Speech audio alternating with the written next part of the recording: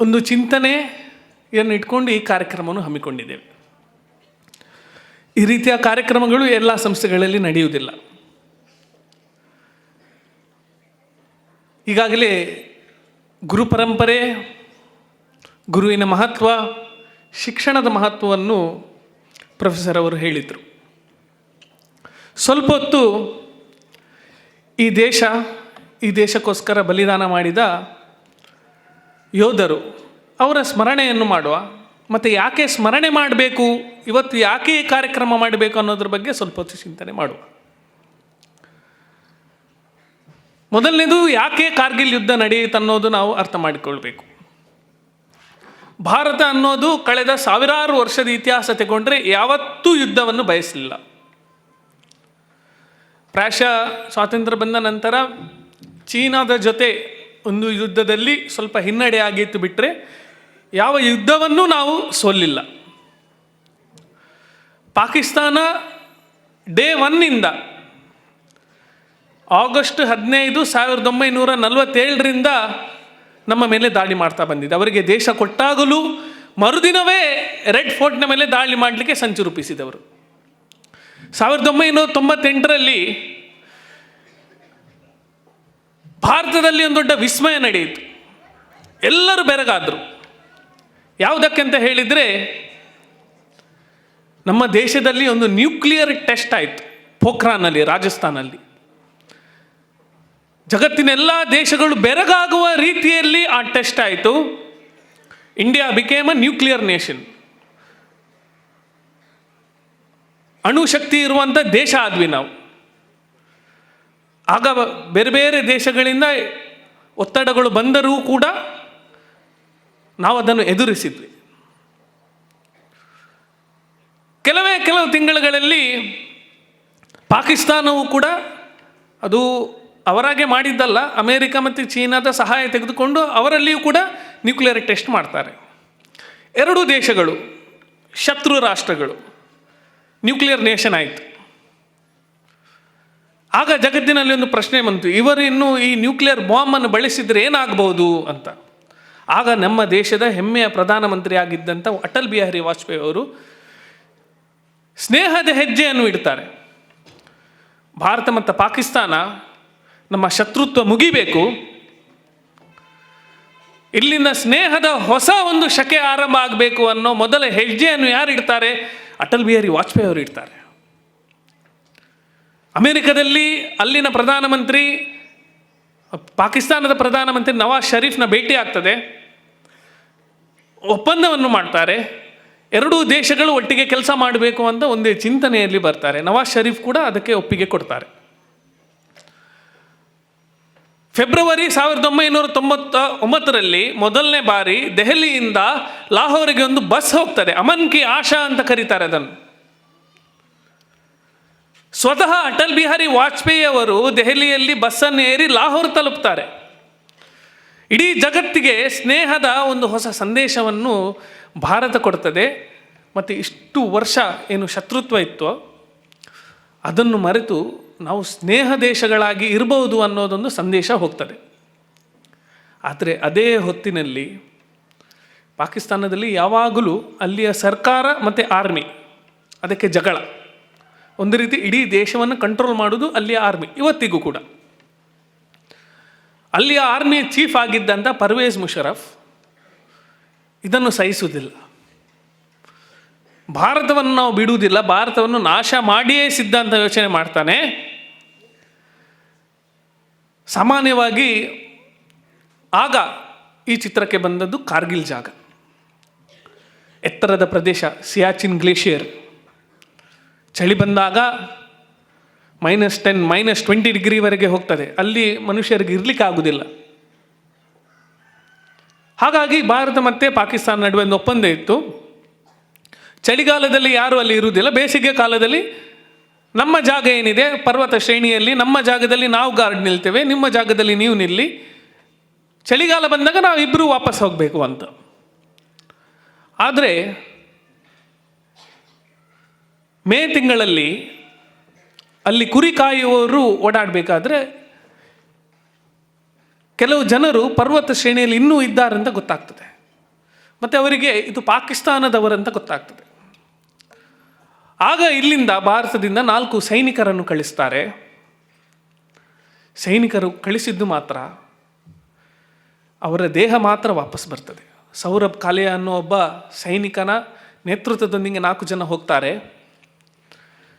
ಜಗತ್ತಲ್ಲಿ ಕಂಡರಿಯದ ಚಿತ್ರಹಿಂಸೆ ಕೊಡ್ತಾರೆ ಅವರಿಗೆ. ಮರ್ಮಾಂಗಗಳಿಗೆ ಹೊಡೆತ, ಕಿವಿಯನ್ನು, ಮೂಗನ್ನು, ಹಲ್ಲನ್ನು ಕೀಳ್ತಾರೆ, ಉಗುರುಗಳನ್ನು ಕೀಳ್ತಾರೆ. ಹೇಳಿ, ನಿಮ್ಮ ಸೀಕ್ರೆಟ್ ಹೇಳಿ ದೇಶದ್ದು ಅಂತ. ಆಣಿಯನ್ನು ತೆಗೆದು ಕಣ್ಣಿಗೆ ಹೊಡಿತಾರೆ. ಯೋಚನೆ ಮಾಡಿ, ಎಂಥ ಹಿಂಸೆ ಆದರೂ ಕೂಡ 4 ಜನರು ಕೂಡ ಒಂದೇ ಒಂದು ವಿಷಯ ಭಾರತದ ಬಗ್ಗೆ ಹೇಳುವುದಿಲ್ಲ. ತನ್ನ ಪ್ರಾಣವನ್ನು ಕೂಡ ಸಮರ್ಪಣೆ ಮಾಡಲಿಕ್ಕೆ ರೆಡಿ ಇರ್ತಾರೆ, ಆದರೆ ಭಾರತವನ್ನು ಬಿಟ್ಟು ಕೊಡುವುದಿಲ್ಲ. ಇಲ್ಲಿಂದ ಯುದ್ಧ ಶುರುವಾಗ್ತದೆ. ಗೊತ್ತಾಗ್ತದೆ, ನವಾಜ್ ಶರೀಫಿಗೆ ಗೊತ್ತಿರುವುದಿಲ್ಲ. ನವಾಜ್ ಶರೀಫ್ ಇದು ಸಾಧ್ಯನೇ ಇಲ್ಲ ಅಂತ ಹೇಳ್ತಾರೆ. ಪರ್ವೇಜ್ ಮುಷರಫ್ ಹತ್ರ ಕೇಳಿದಾಗ ಅವನು ಹೇಳ್ತಾನೆ, ಅದು ನಾವಲ್ಲ, ಅದು ನಿಮ್ಮದೇ ದೇಶದ ಕಾಶ್ಮೀರದವರು, ಭಯೋತ್ಪಾದಕರು, ನಾವಲ್ಲ ಅಂತ ಹೇಳ್ತಾರೆ. ಆದರೆ ಯೂನಿಫಾರ್ಮ್ ಇದ್ದದು, ಬಂದೂಕಿದ್ದದು, ಅವರು ನಡೆಸ್ತಾ ಇದ್ದ ಕಾರ್ಯಾಚರಣೆ ಟ್ರೈನ್ಡ್ ಮಿಲಿಟೆಂಟ್ಸ್ ಅಂತ ಗೊತ್ತಾಗ್ತದೆ. ಸ್ವತಃ CIA ಅಂದರೆ ಅಮೇರಿಕದ ಬೇಹುಗಾರಿಕೆ ಏಜೆನ್ಸಿಯವರು ನವಾಜ್ ಶರೀಫ್ಗೆ ಸ್ಯಾಟಲೈಟಿಂದ ತೆಗೆದಂಥ ಫೋಟೋ ತೋರಿಸ್ತಾರೆ. ಇದು ಪಾಕಿಸ್ತಾನದ ಸೈನಿಕರು, ಭಯೋತ್ಪಾದಕರಲ್ಲ, ಭಾರತೀಯರಲ್ಲ, ಪಾಕಿಸ್ತಾನದವರಂತ. 4-5 ವಾರಗಳು ಯುದ್ಧ ಪ್ರಾರಂಭ ಆಗ್ತದೆ. ಪ್ರಾರಂಭ ಆಗಿ ಭಾರತಕ್ಕೆ ಎಲ್ಲ ಶಸ್ತ್ರಗಳಿದ್ದರೂ ಕೂಡ ಗಡಿ ದಾಟಿ ಹೋಗ್ಲಿಕ್ಕೆ ಆಗೋದಿಲ್ಲ. ಸ್ವಲ್ಪ ಟೆಕ್ನಿಕಲ್ ಇಶ್ಯೂ ಇರ್ತದೆ, ಅಂತಾರಾಷ್ಟ್ರೀಯ ಒತ್ತಡ ಇರ್ತದೆ. ಆದರೆ ಒಂದು ನೆನಪಿರಲಿ ಸ್ನೇಹಿತರೆ, ಯುದ್ಧ ಗೆಲ್ಲುವುದು ಶಸ್ತ್ರಗಳಲ್ಲ. ಯುದ್ಧ ಯಾವಾಗಲೂ ಗೆಲ್ಲುವುದು ಅಲ್ಲಿಯ ಸೈನಿಕರು. America most developed country, most advanced military ಇಟ್ಕೊಂಡು, ಎಲ್ಲ ಶಸ್ತ್ರಾಸ್ತ್ರಗಳನ್ನು ಇಟ್ಕೊಂಡು, ಟೆಕ್ನಾಲಜಿಯನ್ನು ಇಟ್ಕೊಂಡು ವಿಯೆಟ್ನಾಂನ ಮೇಲೆ ದಾಳಿ ಮಾಡಿದಾಗ ಏನು ಮಾಡಲಿಕ್ಕೆ ಆಗೋದಿಲ್ಲ ಅವರಿಗೆ. ಶಿವಾಜಿ ಮಹಾರಾಜರು ಔರಂಗಜೇಬನ ವಿರುದ್ಧ ಯಾವ ತಂತ್ರಗಾರಿಕೆ ಮಾಡಿದ್ರು, ಆ ತಂತ್ರಗಾರಿಕೆಯನ್ನು ವಿಯೆಟ್ನಾಂ ದೇಶ ಅಮೆರಿಕದ ವಿರುದ್ಧ ಮಾಡ್ತದೆ. ಗೆರಿಲ್ಲಾ ವಾರ್ಫೇರ್ ಅಂತ ಹೇಳ್ತೇವೆ ನಾವು. ಏನು ಮಾಡಲಿಕ್ಕೆ ಆಗೋದಿಲ್ಲ. ಮತ್ತು USA ವಾಪಸ್ ಹೋಗಬೇಕಾಯಿತು. ಯುದ್ಧವನ್ನು ಸೋಲ್ತದೆ. ಒಂದು ಸಣ್ಣ ದೇಶ ವಿಯೆಟ್ನಾಂ.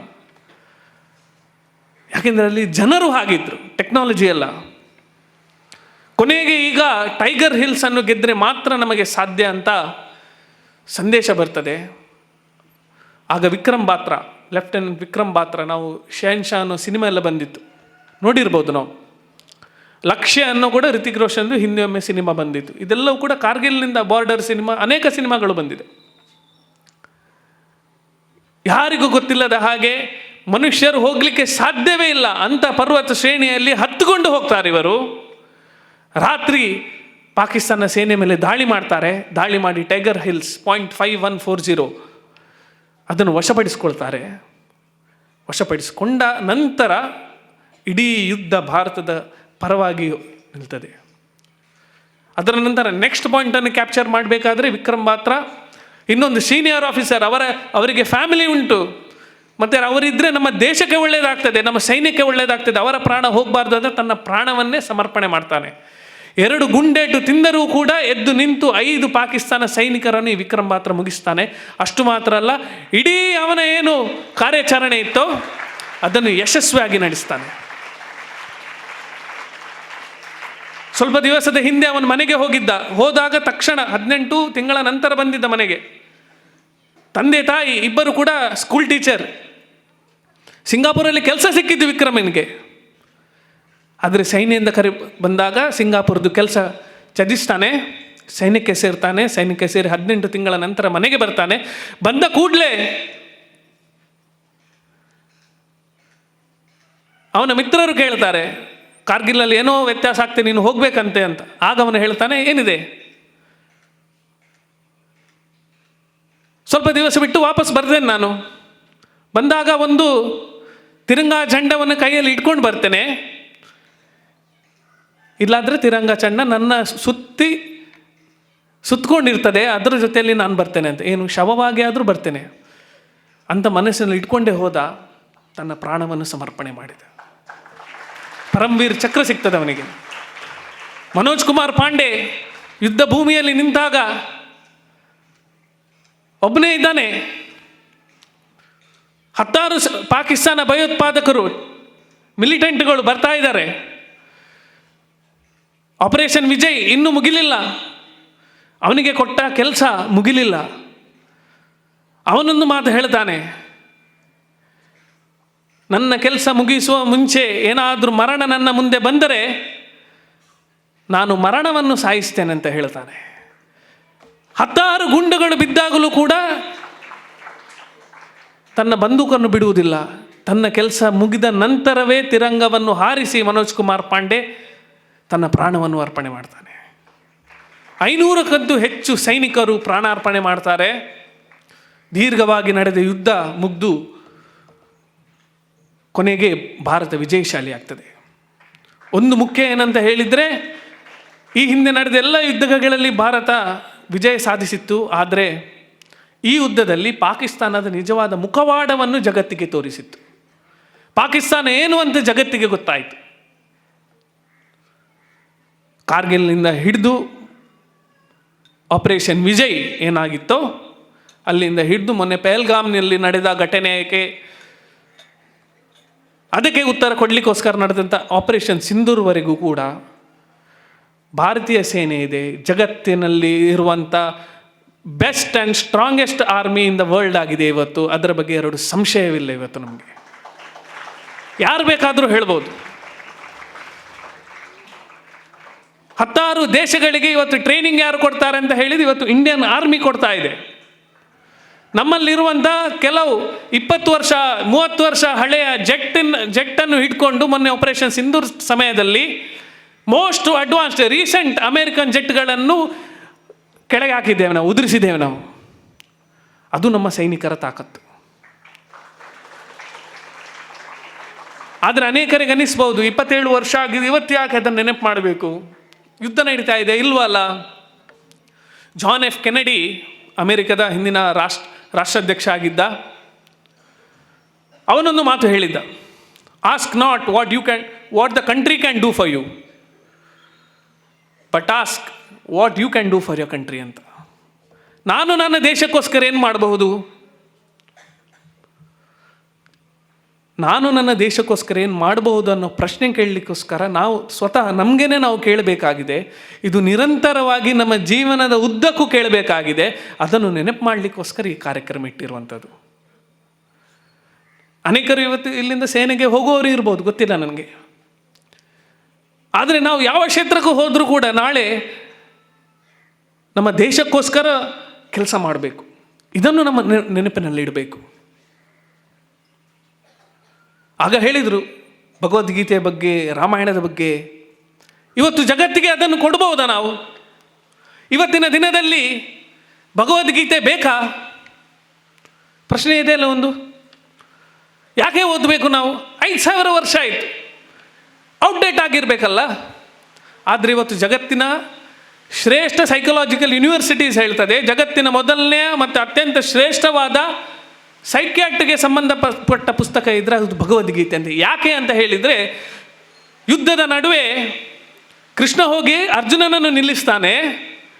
ಅರ್ಜುನ ಆ ಸಮಯದ ಅತ್ಯಂತ ಸ್ಟ್ರಾಂಗೆಸ್ಟ್ ವಾರಿಯರ್, ಅವನು ಶಾರೀರಿಕವಾಗಿ ಗಟ್ಟಿದ್ದ. ಆದರೆ ತನ್ನ ಬಂಧುಗಳನ್ನು ನೋಡಿದಾಗ ಬಿಲ್ಲು ಬಾಣ ಎತ್ತಬೇಕಾದ್ರೆ ಕೈ ನಡುಗ್ತದೆ. ಕೈ ನಡುಗಬೇಕಾದ್ರೆ it is not a physical symptom, it is a psychological symptom. ಶರೀರ ಗಟ್ಟಿಲ್ಲ ಅಂತ ಕೈ ನಡಗಲಿಲ್ಲ, ಒಂದು ಮನಸ್ಸು ಗಟ್ಟಿಲ್ಲ ಅಂತ ನಡಗಿತು. ಆಗ ಶ್ರೀಕೃಷ್ಣ ಧರ್ಮ ಯಾವುದು ಅಧರ್ಮ ಯಾವುದು, ಯಾಕೆ ನೀನಿನ್ನ ಕರ್ತವ್ಯ ಮಾಡಬೇಕಂತೇನು ಬೋಧಿಸಿದ್ದೋ ಅದು ಇವತ್ತು ಜಗತ್ತಿನ ಅತ್ಯಂತ ಶ್ರೇಷ್ಠ ಸೈಕ್ಯಾಟ್ರಿದು ಟೆಕ್ಸ್ಟ್ ಆಗಿದೆ. ರಾಮಾಯಣ 10,000 ವರ್ಷಕ್ಕಿಂತ ಜಾಸ್ತಿ ಆಯಿತು. ಇವತ್ತು ಅದರ ಬಗ್ಗೆ ನಾವು ರಿಸರ್ಚ್ ಮಾಡ್ಬೋದಾ? ಮಾಡಬೇಕಾ? ಪುಷ್ಪಕ ವಿಮಾನ ಅಂತ ಕೇಳಿದ್ದೇವೆ ನಾವು ರಾವಣನ ಹತ್ರ. ಅಂದರೆ ವಿಮಾನ ಇತ್ತು. ಶ್ರೀಲಂಕಾದಲ್ಲಿ ಇವತ್ತು ನಮಗೆ ಏರ್ಪೋರ್ಟ್ ಸಿಕ್ಕಿದೆ, ಅಂಡರ್ ವಾಟರ್ ಇದೆ. ಹಾಗಾದರೆ ಏರ್ಪೋರ್ಟ್ ಉಂಟು, ಏರೋಪ್ಲೇನ್ನ ಉಲ್ಲೇಖ ಇದೆ ಅಂತ ಹೇಳಿದರೆ ಒಂದು ಏರೋಪ್ಲೇನ್ ಇದ್ದಿರಬೇಕಲ್ಲ. ಯಾವ ಟೆಕ್ನಾಲಜಿ ಇರ್ಬೋದು? IC ಇಂಜಿನ್ಸ್ ಯೂಸ್ ಮಾಡಿದ್ರಾ, EV ಯೂಸ್ ಮಾಡಿದ್ರಾ, ಯಾವ ಫ್ಯೂಯಲ್ ಯೂಸ್ ಮಾಡಿದ್ರು ನಮಗೆ ಗೊತ್ತಿಲ್ಲ ಇವತ್ತಿನವರೆಗೆ. ರಾಮ ಸೇತುವಿನ ಉಲ್ಲೇಖವೂ ಇದೆ. ರಾಮ ಸೇತುವನ್ನು ಕೂಡ ನಾಸಾ ಇವತ್ತು ಕನ್ಫರ್ಮ್ ಮಾಡಿದೆ. ಆದರೆ ಆ ಸಂದರ್ಭದಲ್ಲಿ ಕಪಿಸೈನ್ಯ ಸೇರಿ ಯಾವ ಇಂಜಿನಿಯರಿಂಗ್ ಟೆಕ್ನಾಲಜಿ ಯೂಸ್ ಮಾಡಿ ಹೇಗೆ ಕಲ್ಲಿನಲ್ಲಿ ಬೋಯನ್ಸಿ ಬಂತು? ತೇಲಿತ್ತಲ್ಲ ಕಲ್ಲುಗಳು, ಯಾಕೆ ಆಯ್ತಿದು? ನಳಮಧ್ಯ ನೀಲ ಯಾವ ಇಂಜಿನಿಯರಿಂಗ್ ಯೂನಿವರ್ಸಿಟಿಯಲ್ಲಿ ಕಲ್ತಿದ್ರು ಅವರು? ಏನು ಟೆಕ್ನಾಲಜಿ ಯೂಸ್ ಮಾಡಿದ್ರು? ಇದರ ಬಗ್ಗೆ ಇವತ್ತು ರಿಸರ್ಚ್ ಮಾಡಬೇಕಲ್ಲ. ಯಾರು ಮಾಡುವುದು? ಅಷ್ಟು ಮಾತ್ರ ಅಲ್ಲ, ಜಗತ್ತಿಗೆ ರಾಮಾಯಣದಂಥ ಶ್ರೇಷ್ಠ ಕಾವ್ಯ ಯಾಕೆ ಬೇಕು? ಇಡೀ ದಶಾವತಾರದಲ್ಲಿ ಮೋಸ್ಟ್ ವೀಕ್ ಕ್ಯಾರೆಕ್ಟರ್ ಅಂದರೆ ವಿಷ್ಣುವಿನ ಅವತಾರಗಳಲ್ಲಿ ಯಾರು ಅಂತ ಹೇಳಿರೋದು ಶ್ರೀರಾಮಚಂದ್ರ. ಏನೂ ಸೂಪರ್ ನ್ಯಾಚುರಲ್ ಪವರ್ಸ್ ಇರಲಿಲ್ಲ ಅವನ ಹತ್ರ. ಸಾಮಾನ್ಯ ನಮ್ಮಾಗೆ ಇದ್ದವನವನು. ನಾವು ನೀವು ಹೇಗಿದ್ವೋ ಹಾಗೆ ನಿಂದನವನು. ಆದರೂ ಕೂಡ ಅತ್ಯಂತ ಶ್ರೇಷ್ಠವಾದ ಅವತಾರ ಯಾಕೆ ಅಂತ ಹೇಳಿದರೆ, ಸಾಮಾನ್ಯ ಮನುಷ್ಯನಾಗಿದ್ದರೂ ಕೂಡ ಎಂಥ ಕಷ್ಟ ಬಂದರೂ ಕೂಡ ಯಾವುದೇ ಸಂದರ್ಭದಲ್ಲಿ ಸತ್ಯ ನ್ಯಾಯ ಧರ್ಮವನ್ನು ಬಿಡಲಿಲ್ಲ ಅವನು. ಅದನ್ನು ಎಂಥ ಕಷ್ಟ ಬಂದರೂ ಕೂಡ ಹೇಗೆ ಎದುರಿಸಬೇಕು ಅಂತ ಮೌಲ್ಯಗಳನ್ನು ಇವತ್ತು ಕಲಿಸಿಕೊಟ್ಟಿದ್ದಾನೆ. ನಮಗೆ ಇವತ್ತು ಬೇಕಾಗಿರುವುದು ರಾಮನ ಹಾಗೆ ಬಟ್ಟೆ ಹಾಕಬೇಕು, ರಾಮನ ಹಾಗೆ ಜೀವನ ನಡೆಸಬೇಕು, ರಾಮನ ಹಾಗೆ ಆಹಾರ ತಿನ್ನಬೇಕು ಅನ್ನೋದಲ್ಲ, ಆದರೆ ರಾಮನ ಹಾಗೆ ಮೌಲ್ಯಯುತ ಜೀವನ ನಡೆಸಬೇಕಂತ ಇರುವಂಥದ್ದು. ಅದಕ್ಕೋಸ್ಕರ ರಾಮಾಯಣ ಬೇಕು. ಆಯುರ್ವೇದ ಇವತ್ತು ಅನೇಕರು, ವಿದೇಶಿಗರಲ್ಲ ನಮ್ಮ ದೇಶದವರೇ ಹೇಳ್ತಾ ಇದ್ದಾರೆ, it is pseudo medical science ಅಂತ. ಅದು ಸುಮ್ಮನೆ ಬೋಗಸ್ ಆಯುರ್ವೇದ ಅಂತ. ಆದರೆ ಸಾವಿರಾರು ವರ್ಷದಿಂದ ಇದೆ ಅಲ್ಲ ಇಲ್ಲಿ. ಜಗತ್ತಿನಲ್ಲಿ ಡಯಾಬಿಟೀಸ್ಗೆ ಇವತ್ತಿಗೂ ಕೂಡ ಕ್ಯೂರ್ ಇಲ್ಲ. ಆದರೆ ಮೂತ್ರ ರೋಗಗಳ ಪಟ್ಟಿಯಲ್ಲಿ ಸುಶ್ರುತ ಅವತ್ತು 8 ಸಿಂಪ್ಟಮ್ಸನ್ನು ಕೊಟ್ಟಿದ್ದಾನೆ. ಇವತ್ತು ಆಲೋಪತಿಯಲ್ಲಿ 2 ಸಿಂಪ್ಟಮ್ಸ್ ಇರುವಂಥದ್ದು. ಆಯುರ್ವೇದದಲ್ಲಿ 8 ಸಿಂಪ್ಟಮ್ಸ್ ಅವತ್ತು ಕೊಟ್ಟು ಇದನ್ನು ಹೇಗೆ ಅವಾಯ್ಡ್ ಮಾಡ್ಬೋದು ಅಂತ ಆಯುರ್ವೇದಿಕ್ ಟೆಸ್ಟಲ್ಲಿ ಇರಬೇಕಾದ್ರೆ ಇವತ್ತು ಜಗತ್ತಿಗೆ ಅವಶ್ಯಕತೆ ಇದೇ ಇಲ್ವ ಇದು? ಹಾಗಾದರೆ ಇದನ್ನು ರಿಸರ್ಚ್ ಮಾಡಿ ಇವತ್ತು ಅನೇಕರು ನಾವು ಸರ್ಚ್ ಮಾಡ್ತೇವೆ ತುಂಬ, ಯಾಕೆಂದರೆ ಗೂಗಲ್ ಇದೆ ನಮ್ಮ ಹತ್ರ. ಅದರ ರಿಸರ್ಚ್ ಮಾಡಬೇಕಾಗಿದೆ. ಇದನ್ನು ಜಗತ್ತಿಗೆ ಹೇಗೆ ನಾವು ಕೊಡಬೇಕು? ಅಷ್ಟು ಮಾತ್ರ ಅಲ್ಲ, ನಾವು ಯಾವ ಕ್ಷೇತ್ರಕ್ಕೆ ಹೋದರೂ ಕೂಡ ನಮ್ಮತನ, ನಮ್ಮ ದೇಶ, ನಮ್ಮ ಸಮಾಜ ಇದನ್ನು ಮುಂದೆ ಇಟ್ಟು ನಾವು ಸದೃಢರಾಗುವುದು ಮಾತ್ರ ಅಲ್ಲ, ಇನ್ನೊಬ್ಬರಿಗೂ ಹೇಗೆ ಒಳ್ಳೆಯದು ಮಾಡ್ಬೋದು ಯೋಚನೆ ಮಾಡಬೇಕಾಗಿದೆ. ನಮ್ಮ ಸುತ್ತಮುತ್ತ ತುಂಬ ಉದಾಹರಣೆಗಳು ಸಿಗ್ತದೆ. ಕಳೆದೊಂದು 10-12 ವರ್ಷದಲ್ಲಿ ಯಾರಿಗೆಲ್ಲ ಪದ್ಮಶ್ರೀ, ಪದ್ಮ ವಿಭೂಷಣ, ಇಂಥ ಪದ್ಮ ಅವಾರ್ಡ್ಸ್ ಯಾರಿಗೆಲ್ಲ ಸಿಕ್ಕಿದೆಯೋ ಒಮ್ಮೆ ಲಿಸ್ಟ್ ನೋಡುವ.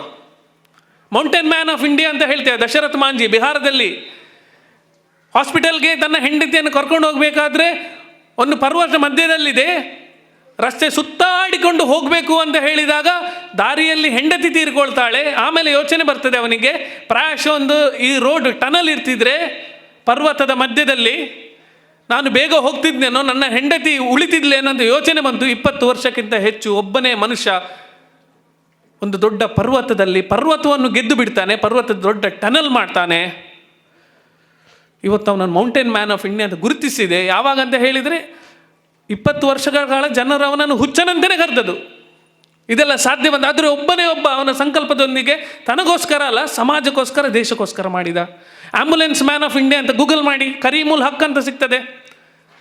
ಆ್ಯಂಬುಲೆನ್ಸ್ ಇಲ್ಲದಿರುವ ಕಾರಣ ತನ್ನ ತಾಯಿ ತೀರ್ಕೊಳ್ತಾಳೆ. ಕೆಲಸ ಮಾಡುವಾಗ ನನ್ನ ಕೆಲಸ ಮಾಡ್ತಾ ಇರುವವರೊಬ್ಬರು ತೀರ್ಕೊಳ್ತಾರೆ. ಅವನ ಮನಸ್ಸಿಗೆ ಯೋಚನೆ ಬರ್ತದೆ, ಇಲ್ಲಿ ಆ್ಯಂಬುಲೆನ್ಸ್ ಸೇವೆ ಬೇಕು ಅಂತ.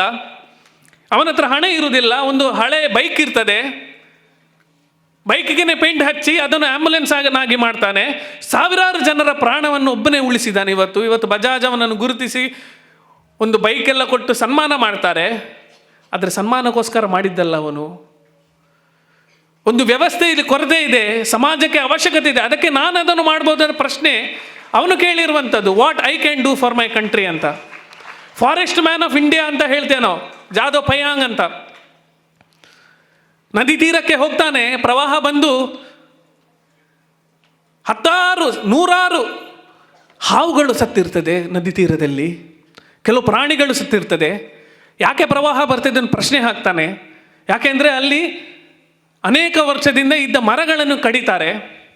ಒಬ್ಬನೇ ಒಬ್ಬ ವ್ಯಕ್ತಿ ಮನಸ್ಸು ಮಾಡಿ 1360 ಎಕರೆ ಜಾಗದಲ್ಲಿ ದೊಡ್ಡದಾದ ಒಂದು ಕಾಡನ್ನು ಬೆಳೆಸ್ತಾನೆ. ಅವನು ಒಬ್ಬನೇ ವ್ಯಕ್ತಿ. ಇವತ್ತು ಮೊಲಾಯ್ ಫಾರೆಸ್ಟ್ ಅಂತ ಹೇಳ್ತಾರೆ ಅದನ್ನು, ಇವತ್ತು ಫಾರೆಸ್ಟ್ ಮ್ಯಾನ್ ಆಫ್ ಇಂಡಿಯಾ ಅಂತ ಗುರುತು ಒಬ್ಬ ವ್ಯಕ್ತಿ ಮನಸ್ಸು ಮಾಡಿ what I can do for my country ಅಂತ ಯೋಚನೆ ಮಾಡಿಕೊಂಡು ಮಾಡಿದ್ದಾನೆ. ಹಾಗಾಗಿ ಕಾರ್ಗಿಲ್ ವಿಜಯ್ ದಿವಸ್ ಅಂತ ಬರುವಾಗ ನಾವು ಯಾವ ಕ್ಷೇತ್ರಕ್ಕೆ ಹೋದರೂ ಕೂಡ ನಮ್ಮ ದೇಶಕ್ಕೋಸ್ಕರ ಏನು ಮಾಡ್ಬೋದು ಅಂತೊಂದು ಪ್ರಶ್ನೆ ಕೇಳಬೇಕು. ಇದು ಒಳ್ಳೆಯ ಸಂದರ್ಭ, ಇದು ಗುರುಪೂರ್ಣಿಮೆ. ನಾವು ಇಲ್ಲಿಂದ ಶಿಕ್ಷಣ ಕಲಿತಾ ಇರಬೇಕಾದ್ರೆ ಶಿಕ್ಷಣದ ನಂತರವೂ ಕೂಡ ರಾಜೇಶ್ವರಿ ನ್ಯಾಷನಲ್ ಸ್ಕೂಲ್ನ ಮಕ್ಕಳು ಸಮಾಜದ ಬೇರೆ ಬೇರೆ ದಿಕ್ಕಿನಲ್ಲಿ ವಿದೇಶದಲ್ಲಿ ಹೋಗಿಯೂ ಕೂಡ ತನ್ನ ದೇಶಕ್ಕೋಸ್ಕರ ಹೇಗೆ ಕಾಂಟ್ರಿಬ್ಯೂಟ್ ಮಾಡ್ತಿದ್ದಾರೆ ಅಂತ ಮುಂದೊಂದಿನ ಆಗುವಂತಾಗಲಿ ಅಂತ ಇವತ್ತು ನಾವು ಗುರುಗಳ ಹತ್ರ ಪ್ರಾರ್ಥನೆ ಮಾಡ್ತಾ ಗುರುಗಳ ಹತ್ರ ಆಶೀರ್ವಾದ ತಗೊಳ್ಳುವ ಅಂತ ಹೇಳ್ತಾ ನನ್ನ ಮಾತನ್ನು ಮುಗಿಸ್ತೇನೆ.